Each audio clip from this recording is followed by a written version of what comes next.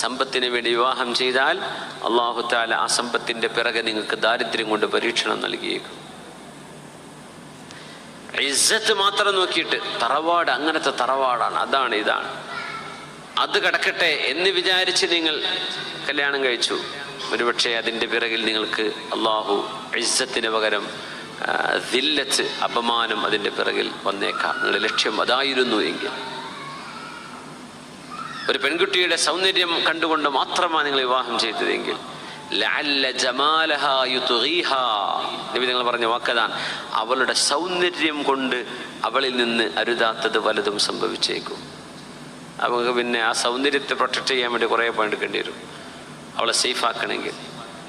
ഒരുപക്ഷെ നിങ്ങളുടെ ഒരു ശ്രദ്ധ പോകുമ്പോഴേക്കും ആരെങ്കിലും തട്ടിക്കൊണ്ടുപോയേക്കാം, അല്ലെങ്കിൽ ആരെങ്കിലും ചാടിച്ചു കൊണ്ടുപോയേക്കാം, അല്ലെങ്കിൽ ആരെങ്കിലും അവളെ നിങ്ങളിൽ നിന്ന് മനസ്സെങ്കിലും എടുത്ത് പറിച്ചു കൊണ്ടുപോയേക്കാം.